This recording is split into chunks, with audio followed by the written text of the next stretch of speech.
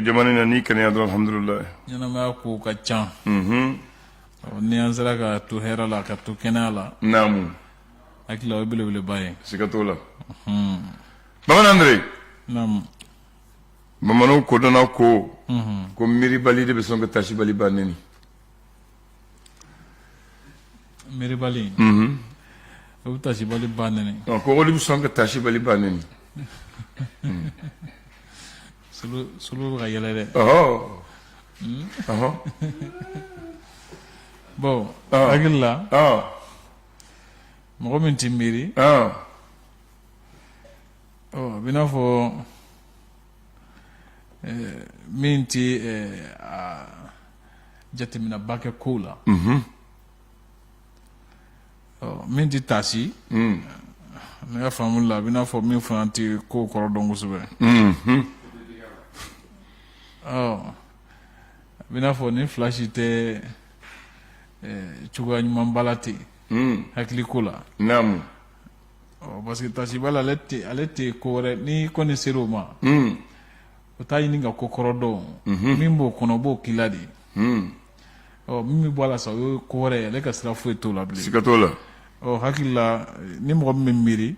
ibite mo sugula namu sabula atiko jatemine min kada nasara ka min kila wo kila aywa hakila makoro be fe ka min fo dron mo min ti ko jatemine jatemina bari fla chugo dola olu le bisa se nyoma sikatola ni ma ko do jatemine mo wala nam aka gela blay olu kama mo min ti jatemina bake ko do lati akilla ika timolo de kausa bamana andre nam haklima ko marabali yani mulubali bu seke mensi nyoma yalla abla ika bitan ko maga chane etukudi ayo marabali ani mulubali ko bu mensi nyoma yalla ablay nunu sita nyina bole few ubeli nunu be yira saw kelo de agla marabali ale ni mo mulubali min kadi nunu yo lubo kede marabali te mo ya tabulo kala makuso mulubali ale ba kala mazangale bitu kake nunu de be ala ni te mo ya tabulo kala ma parce que ma maraka nye ni ta ba kala ma me abala wula kama take olu fla de be sigila ubedi okay mado kokulongela fla ablo le biska be ala aywa amba ku jeni muye ko kala banci to banci bu me barula olu shi tafika ko famu d'accord iba don ni ma don kala banci ba kala ma tu banci ba kala ma ko me barula uba lawula kama dron ka tani nyoye ngaya ta bana olu melo la akbar bo akilla armada kono kumbongula mo munum mbago tekula olu bisa mejelaw sikatola nunu shi makutalaw kalabanji wa don metake ate fe ka don ka ba ka ata fa ka don ka le ba kalama tubanji fana be chugo kilena donc nunu be ko korodo ko tay take di Allah akbar wakilla wala be ala ayo tubaraka la bismillah ayo bien tane able namu fewde kalo klitan flaro samba fla ni mukan nani fasri bo sebene ke fasri ke fu kono amna la frete flo kuma ba flo do ka se olu nya fo mo ka famali ke ko do la ne sungalo sisan kalo na ke jate fla yede parce que ko ando na sungalo ma ko le kanolo sungalo ma ko nan do la ko am tle fla na bi sungalo ma ko kalo amba tle fla na jate be ke sisan de sule fla na furo de mi na wuli sisan la gol akuma famuna neta ma da bo gamo bismillah gafe be ya gafo bi able le sora ngole je e sor kuma na akodi ako sima nglan ro kura do baro nunduna siga so mara kono ko bina sima tono million kele o kubo bo sanwosa nam ko baro bitu sina san fla bonyanko musakaw olu bɛ se sifa wɛrɛ miliyari 30 jate ma. Naam. Ka sɛmɛntiya k'a fɔ ko an ka ladala ko n'a fɔ an ka taabolo kɔrɔw dɔnbagabaw n'o ye détenteur de savoir occulte ye. Ablaye ko u y'a jira k'a fɔ u sen n'o bɛn sabatili la an ka jamana in kɔnɔ. Naam. Ibrahim Kassa Mayiga ale ye jamana ɲɛda kɔrɔyali minisiri ye, ministre de la refondation. Naam. A ko Mali kura tɛ se ka kɛ fiyewu ni maliden kura tɛ. Coupe d'Afrique des Nations Côte d'Ivoire 2023 baaraw kun cɛra ni Côte d'Ivoire ka sebaya ye. Ko sogo kɛra tiɲɛ ye Ablaye. Kuma banna. L'indépendant. Ale ko mɔgɔ 11 minnu ko minɛna k'a sababu kɛ ko siga kɛlen don a la k'a fɔ ko u ye dankari kɛ sefa wɛrɛ miliyari 35 la coronavirus kɛlɛ hukumu kɔnɔ. Kɛnɛyako ɲɛmɔgɔ dɔw don.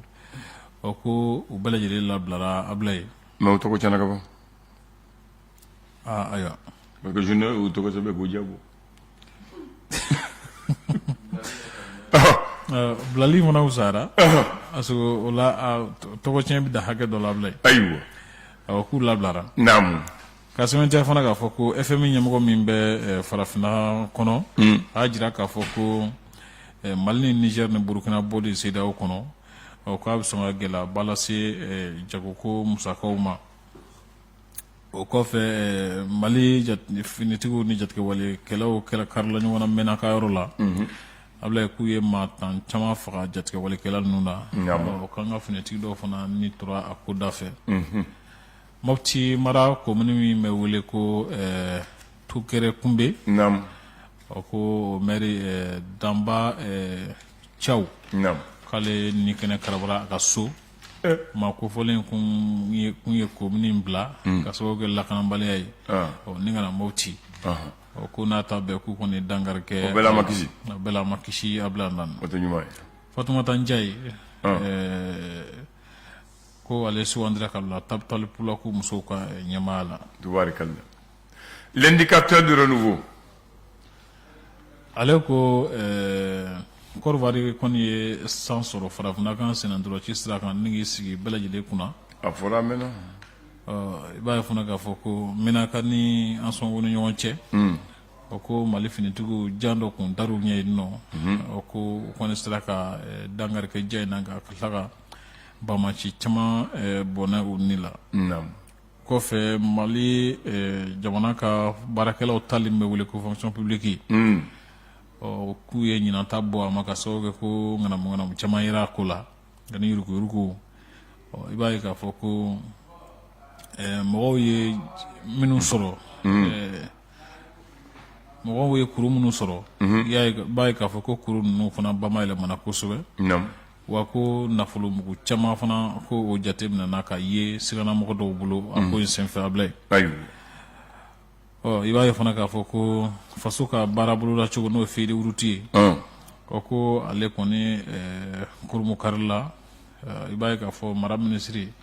ko ɲɛsin bɛna kɛ yɛlɛma minnu kan ka kɛ ani kalataw ani fo taa se musow sen don ni ma baaraw la. Ko balo tɔni 200 jate ko jamana ɲɛmɔgɔ y'o lase Menaka sigidalamɔgɔw ma walasa ka dɛmɛ lase u ma. Katoliku ka kalanso kɔnɔ ko lakɔlikaramɔgɔw y'a jira k'a fɔ ko kumaɲɔgɔnya jɔnjɔn sabatilen ka tɛmɛ u ni ɲɛmɔgɔw ni ɲɔgɔn cɛ Ablaye. Les Échos welewele. Ale ko Mali finitigiw ye sanu bɔyɔrɔ dɔ min bɛ Tahaka ka ale tigiya ta Ablaye Ndan ni ka lakana. Ko a kɛra jamana lakana ni hukumu kɔnɔ. I b'a ye fana k'a fɔ ko Coupe d'Afrique des Nations baaraw kun cɛra ko Côte d'Ivoire kɔni ta in kɛra kabako dan de ye Ablaye Ndan. A ka jugu ni kabako ye. K'u ye sebaya fana sɔrɔ Nigéria kan 2-1 ndolaci laban kɛnɛ kan. O kɔfɛ sanfɛ kalansow kɔnɔna na k'u ka lakɔlikaramɔgɔw ka lafasatɔ bɛ wele ko Sinesupu. Ale ye tile 2 funubaara la sɛbɛn lase jamana ɲɛmɔgɔw ma n'o ye préavis de grève ye.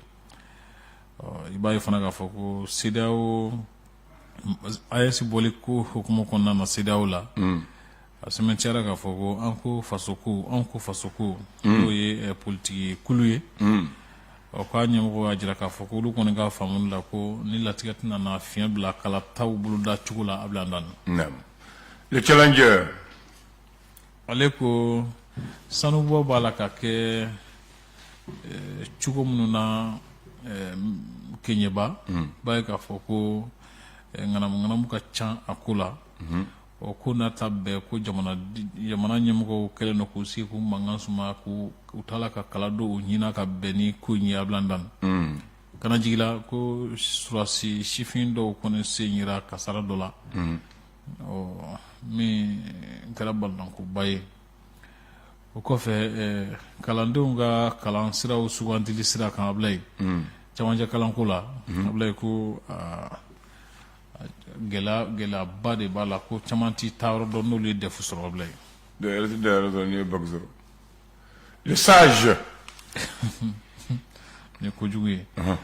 ale ko sanfɛ kɛlɛcɛw sera ka wulikajɔ 319 kɛ jamana basigili hukumu kɔnɔ DIRPA ye kibaruyaw di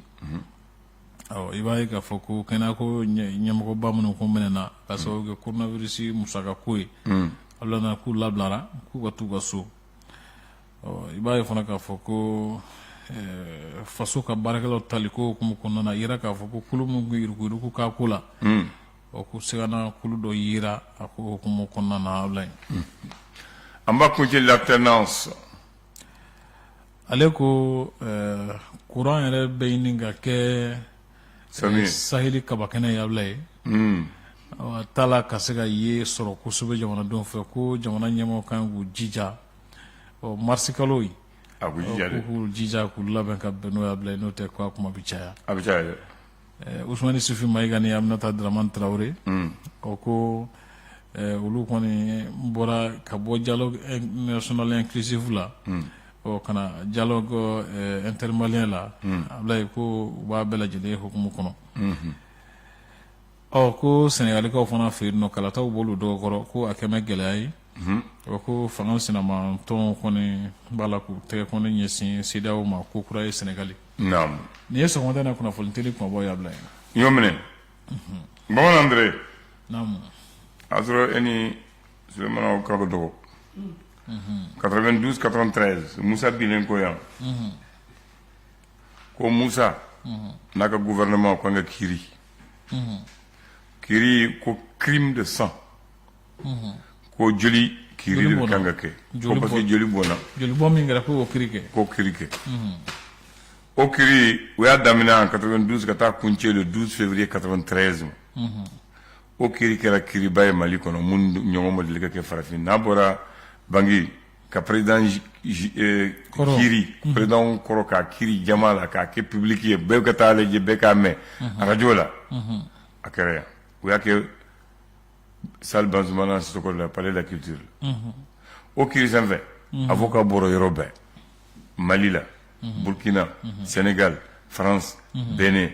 ninnu bɛɛ avocat nana yan ka u ka baara kɛ kiiri banna don min na le verdict est tombé le 12 février 1993 an bɛ don min na ɲɔgɔn na k'a sɔrɔ le président du tribunal ale tɔgɔ ye Male Jakite ala ka hinɛ a la a fatura salon procureur général o ye Manasa Daɲogo ye kiiri jaabi ye mun ye ko général Moussa Traoré ancien président de la République général Sékou Ly ancien ministre de l'Intérieur et de la Sécurité du Mali général Mamadou Koulibaly ancien ministre de la Défense et des anciens combattants et le colonel Ousmane Koulibaly chef d'état-major général de l'armée le jour des faits sont condamnés à mort et 29 acquittements qui concernent les membres du BEC et du gouvernement. Mamugani kononto ko ulu no tala ko sedasi duru nindo monobala ko général Saba général Saba ani colonel Kele condamné à mort koroli uno yarala ulu nodo ko kangu jokufa chef d'accusation assassinat et coups et blessures volontaires oui moko faga oui kala wula kama moko faga donc au de Kera donc Moussa condamné a y'a sɔrɔ an ka kiri la o waati n'a fɔ ko nana mɔlu kan ka t'i jɔ ka marifa ci la k'a sɔrɔ alifa de bɛ président ya la o waati ni alifa ko non c'est vrai que condamné don mais ka marifa ci la ko nan t'o kɛ an b'u ka si u ka kaso ka marifa jɔ la ka n b'a kɛ si kaso ye b'u si bɛ kɛ kaso parce que sariya b'o de alifa ko bon non comme an y'u kiri an ko y'o ma fa kiri jɔr'u la jaabi bɔra bɛɛ b'a dɔn maintenant u ɲɛngira donc an bɛ yafa ma an t'u jɔ k'u faamɛ an b'u bila u si kaso la pour que u ka miiri alifa y'o kɛ donc k'a to o la yanni alifa ka fanga ka ban en mai 2002 a ko si kaso yɛrɛ an k'aw ta an ko yafa ma comme an y'u kiri u ye faamaya kɛ an y'u du kaso la u miirila an k'u to ka taa so o bɛ miiri a bɛ kɛ misali ye to ye donc u y'u bila u ka taa so Musa Kulibali Mamadou Kulibali ale de fatura u ɲɛ fɔlɔ Sekuli dara kan après Mamadou Ousmane Kulibali dara kan Musa de laban sisan u bɛɛ bɛ lahara bɛɛ taara tiɲɛ so bɛɛ taara donc o ye kiiri mun kɛra yan o fana tun y'an ma kɛ histoire la misaliya don ka président minɛ k'a kiiri k'a ɲangi k'a do kaso la ka yafa ma k'a bila fo saya sera a ma o kɛra yan o koba fana ye dabila ye tariku kɔnɔ koba don donc o kɛra yan hakili la ɲɔgɔnna ma cɛya a ɲɔgɔnna ma cɛya dɛ IBK de tun b'a fɛ ka kɛ ATT la ko ATT ka kiiri u ye commission sigi commission ko cɛ nin to yen ko n'an ye nin kiiri an bɛɛ bɛ dɔ sɔrɔ donc u y'a ATT donc kiiri jɔra Musa ma olu kɔni ma kiiri tuguni u y'a ATT to yen ala yɛrɛ fana y'a ta kɛ o kuni yɛrɛ ala ma ko o kuni ka nafa yɛrɛ t'a la ko an k'a bɔ yen ko kuri yɛrɛ u y'o bɔ sisan o yɛrɛ t'an ka kiiri sɔrɔ la tuguni o y'a bɔ mɔgɔw sariya suma ye o y'a bɔ a bolo mɔgɔw yɛrɛ bɔra a la k'a nɔrɔ bila ni cour des comptes ye hakili la o de tɛ o don mɔgɔ mun yɛrɛ kan ka u y'a bila kan ka ATT kiiri o yɛrɛ o kɔnɔna b'a la u y'o don kaso la n ko ma ban ale yɛrɛ ta dɔrɔn ale yɛrɛ donna kaso la ale tun ye kiiri ɲɛmaa ye président Famakɔrɔ Kiriba tun y'ale ye ale yɛrɛ laban taara kaso la bon jamana nin tɛ jamana donc an y'o kɛ yan o jamana mun b'a ka président minɛ ka kiiri n'a bɔra Centrafrique la Mali de filɛ ye an bɛ taa non seulement an y'a kiiri kiiri jɔra an ye kiiri di après anw y'a don kaso la après an y'a bila u bɛɛ taara o kaso fo k'a kɛ mɔgɔ ye a sara yɛrɛ fana ka bonya k'a la ka taa n'a ye kaso laban na non bonya kɛra ye voilà k'a bila minɛ kumaba bɛɛ kɔnɔ hakili la ɲana kosɛbɛ voilà Mali de ye nin ye an bɛ tiɲɛ fɔ ɲɔgɔn ye voilà nka o ti ɲɔgɔn bonya fana bali o tɛ i ɲinɛ ko bien o tɛ basi t'a ta ka na a ko a ɲinɛ ko bon o tɛ se pas grave donc c'est bon n'a y'a ɲinɛ ko o ye Solomani ye a ma dege Solikɛ wuli la sisan d'accord ayiwa donc o de tun bɛ yen a kuma don dɛ a y'a sɔrɔ e ni Solo a y'a sɔrɔ a mana Bamakɔ fɔlɔ a y'a sɔrɔ kɔni an bɛ Bamakɔ janjo la o y'a sɔrɔ ne mana fɔlɔ voilà ayiwa donc o y'a sɔrɔ an bɛ sɛnɛkɛyɔrɔ la fɔlɔ a bɛ sɛnɛkɛyɔrɔ la a bɛ tubaarikɛla